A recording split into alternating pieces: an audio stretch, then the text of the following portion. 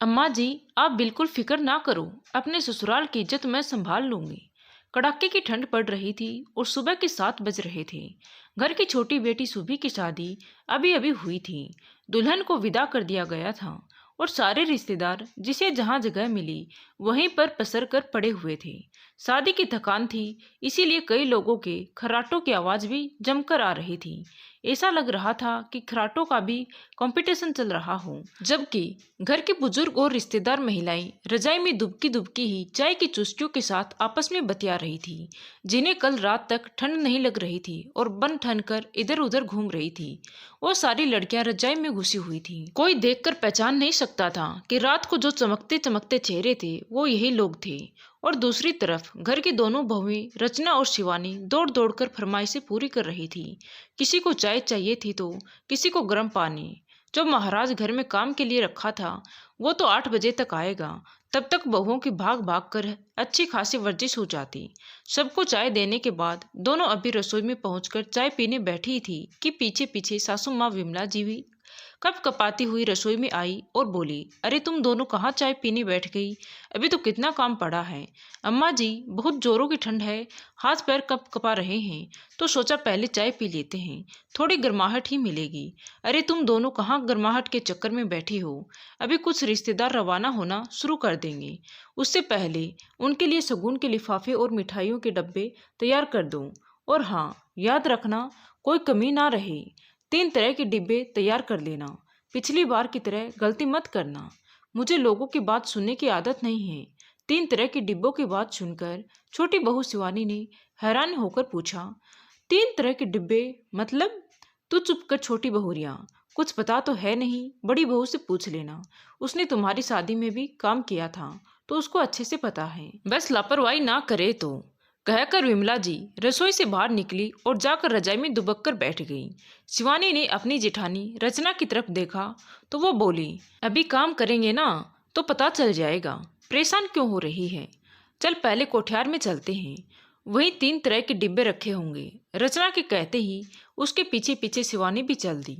कोठियार में पहुंचकर वहां का ताला खोला और अंदर जाकर दरवाजा लगा लिया। देखा तो वहां एक तरफ 3 तरह की साइज के कुछ मिठाई के खाली डब्बे रखे हुए थे।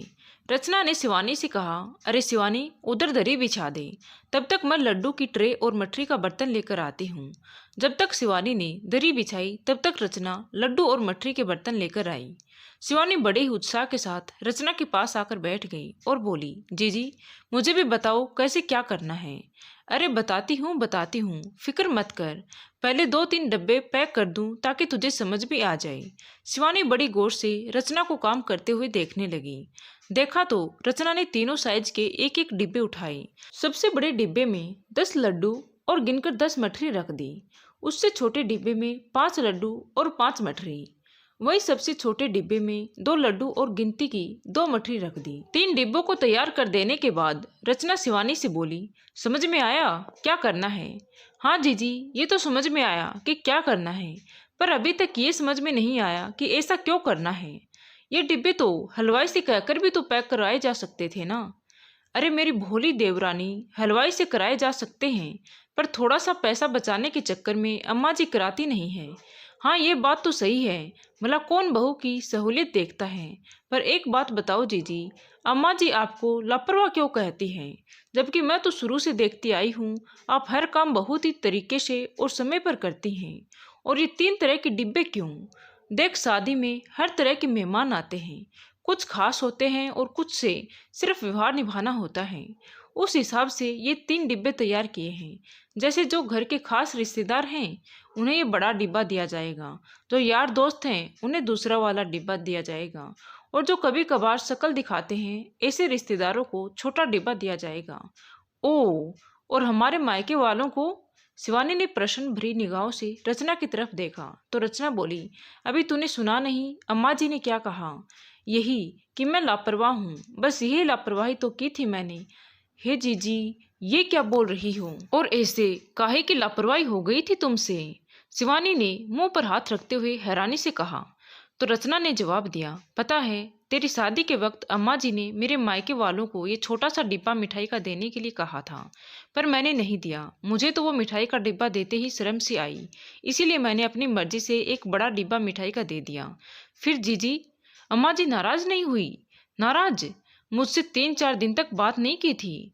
मुझे और मेरे घर वालों को खूब कोसे जा रही थी।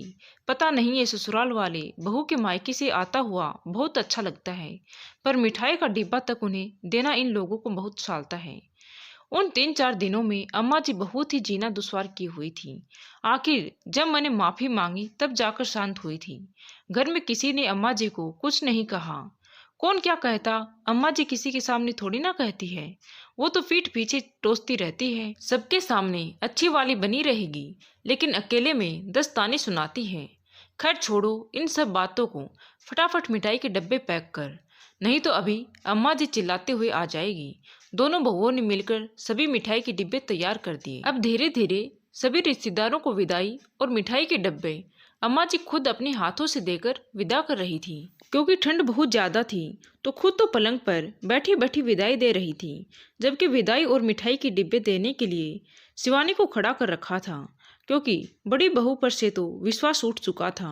अम्मा जी के मायके वालों के विदा होने के कुछ देर बाद रचना के मायके से उसके छोटे दोनों भाई और भाभी विदा होने के लिए अम्मा जी से इजाजत लेने आए।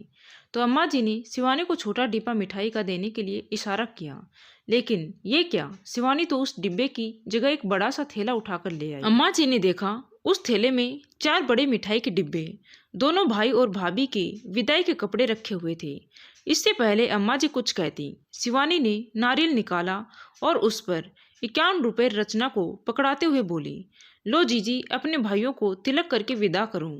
आपको अपने ससुराल के रीति रिवाज पता नहीं है क्या? अम्मा जी के साथ रहकर भी आप कुछ सीख नहीं पाई? आपने देखा नहीं अम्मा जी ने कैसे अपने मायके वालों को विदा किया है? आखिर हमारे ससुराल वालों की भी इज्जत है। अम्मा जी गुस्से से शिवानी को घूरे जा रही थी, पर अभी तो और रिश्तेदार बैठे थे, उनके आगे वो कुछ कह नहीं पाई। रचना अभी भी हैरानी से शिवानी की तरफ देख रही थी और शिवानी थी कि खुद की पीठ थपथपाते हुए बोले जा रही थी, अम्मा जी आप फिक्र ना करो, जीजी अपने रीति रिवाज भूल गई तो क्या, मैं अपने ससुराल की इज्जत संभाल के रखूंगी। मैं अपने ससुराल वालों की नाक किसी के सामने कटने नहीं दूंगी। और जीजी आप क्या देख रही हो, जल्दी करो, और भी काम है। इतने में ससुर जी भी बोले, अरे बड़ी बहू अब जल्दी अपने भाई भाभी को विदा करो, उनकी भी ट्रेन का वक्त हो गया है। ससुर जी की बात सुनकर रचना ने तिलक कर अपने दोनों भाइयों और भाभी को विदा किया। अम्मा जी कुछ कह ही नहीं पाई, आखिर कहती कैसे, यहाँ तो छोटी बहू खुद अपनी पीठ थपथपा रही थी। साथ ही ससुर जी भी छोटी बहू की समझदारी के कायल हो गए थे। अम्मा जी के नाक पर गुस्सा 3-4 दिन तक जरूर रहा और मन ही मन कुड़ी रही थी कि कहाँ छोटी बहू से काम करवा लिया। पर जब देखा कि छोटी बहू इतनी बेशरम है कि सास को मनाने की कोशिश भी ना करे, तो अपने आप ही चुप हो गई।